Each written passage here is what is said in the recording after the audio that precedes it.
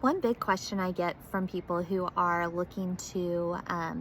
leave their marriage is, what do I do in a circumstance where I have been the stay-at-home either spouse or parent, and my partner makes all of the money? This isn't always the case, particularly anymore, but for this example, I am going to use the wife as the one who's going to be the stay-at-home partner, and the husband being the more moneyed partner, just because that is still typically what we end up seeing.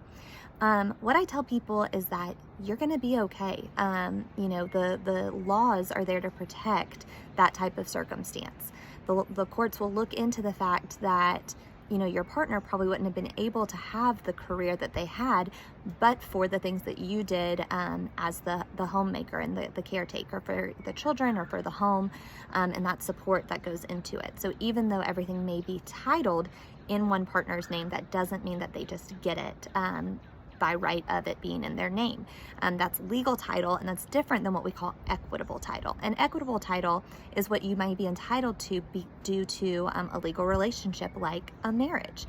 So all of those things that you've acquired and worked towards over the term of your marriage is going to be looked at pretty much as marital property. There are going to be some exceptions to that, but for the most part, almost everything that a couple acquires during the term of their relationship is going to be subject to division, even if you're not the spouse who earned that money or has things in their name. Another thing that gets put into play on things like taking care of a spouse that maybe hasn't worked over a period of time is that even though we're seeing alimony ordered less and less,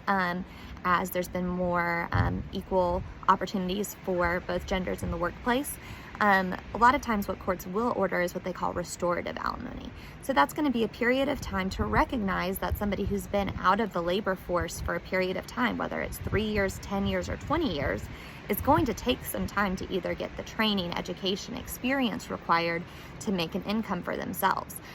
So you don't need to worry about just immediately going out and saying, well, I haven't used my nursing license in 5 years, or I haven't used this degree in this period of time. The court will look at that and may have your spouse supplement during that period of time when you are having to kind of get back on your feet, get that training that's needed, and you have that buffer so that you're able to do that and provide for yourself and your family in the future.